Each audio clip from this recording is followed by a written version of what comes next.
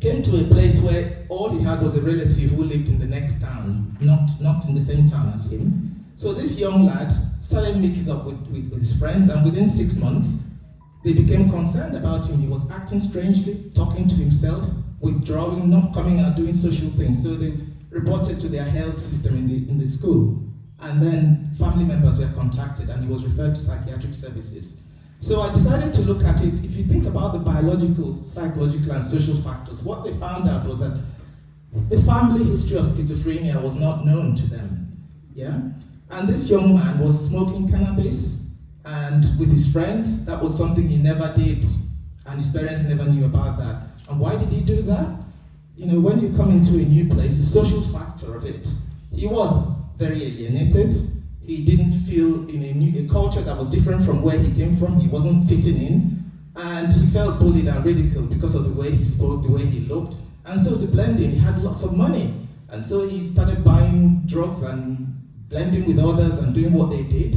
And unfortunately, he's got that predisposition to mental illness, and that's why he broke down. And so that's what you find happens, especially when you move from a place, a new place. When you mentioned acculturation, when you move into a new place, it's quite difficult. That can trigger people off as well. So that's the first case. And another one is a quick one of depression and personality disorder. This is my bread and butter every day, the sort of cases I deal with. This is about a 38-year-old mother of 3 children. She was sexually abused at the age of 3 by a family member. Mother died when she was 7, and then her grandfather was to bring her up. And grandfather would beat her up when he comes back because he was drunk most of the time. So this lady developed depression, and of course, the sort of people who come to us, anxiety, depression, mood swings, taking overdose to end her life. And her first partner left her when she was pregnant.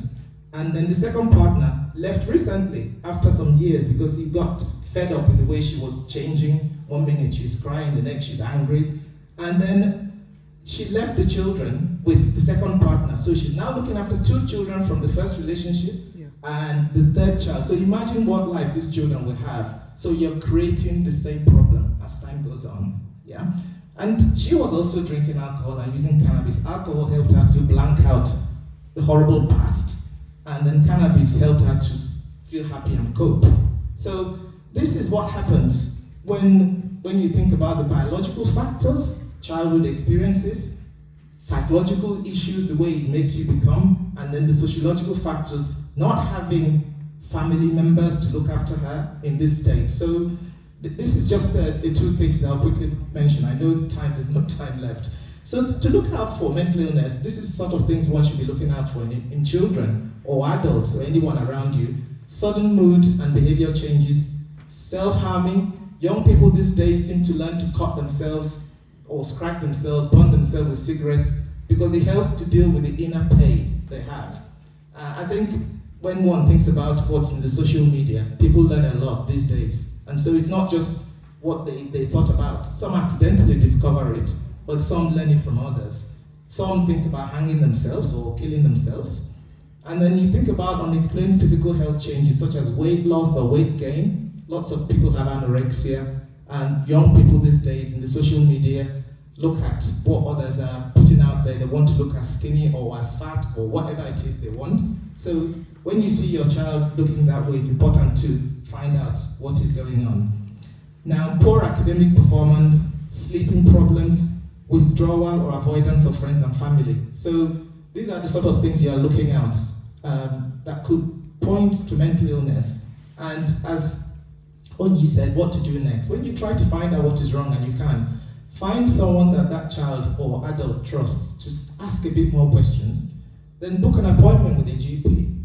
Tell the GP your concerns, and then GP will decide if it's something they can treat in the GP practice. If that doesn't happen, such a person is then referred to us, the adult psychiatric services. Yeah. So I'm coming close to the end. So now let's think about prevention for us as adults who are here. I'm thinking about the 5 steps to mental well-being. That's what the NHS says to us. They say you should connect with people around you. And the benefit of it, as we are connecting now, it gives you that sense of belonging and self-worth. Those of us who've been here in ICAM know that we had that benefit. I've been in ICAM since 1997. that feeling of belonging and self-worth is so important. Now, be active. Keep your mind and body active. So it means connecting with your friends and family, walking, learning, whatever you have to do. It gives you that benefit of improved self-esteem. I think in 2020, Chijioke Ndubu, who is not here, who was our women coordinator, I think she tried to get us to learn how to make a bag or something. I'm not sure if it's called knitting or some kind of thing. I could see what she was doing. She was trying to engage women in a time that we were all under threat and stressed. So that's a way of being active, learning new skills. Now be aware and take notice. Mindfulness, I think Chairman mentioned about relaxation, breathing exercises. So mindfulness is look around you, see what happens around you. Don't always think about what's going on inside the head, because in our head, if you sit down to think, you see thoughts drifting in very fast. Try to blank it out. Try and look around you, see what's going on, enjoy what's around you, watch people. I think we're good at it in Nigeria. We just sit and stare and look at everyone walking past. That's one of our pastimes. So that's, in a way, that's being mindful in a way. So that's very important. Yeah. So the next thing is keep learning, be inquisitive. There's no time to stop learning as we grow old. It doesn't mean you have to go and get a degree, but find new things that you have to learn that will keep your mind active. So it improves your self-esteem and your confidence as well. And another thing is helping others, right? Give your time to helping others, because that makes you have that feel-good feeling. It's good to help others. To give is better than to get. So, and that's also part of well-being. So we have to look out to see if we can stop to help others around us. That's very important. So more ways to improve well-being, which is, I'm coming to the end of it. Get enough sleep and rest. Sleep helps reduce cortisol levels. Take out times to enjoy things. So make out time to go for that holiday, go to watch that movie, go to that market with your friend. It's important. Spend time in nature, look around you, exercise. Now, work-life balance is very important. Look for ways that you can balance what you're doing at home at work. As Onyi said, you don't have to earn it all. Earn enough to make you feel satisfied and contented. So it's so important to balance work and life. And be active, eat well, well-balanced diet. I think when you get to a certain age, increasing your exercise, eating well is so important to stop gaining that kind of abnormal weight. Nurture relationship and connect with others. We are connecting right now, and I think at the end of this, we'll all have to connect more.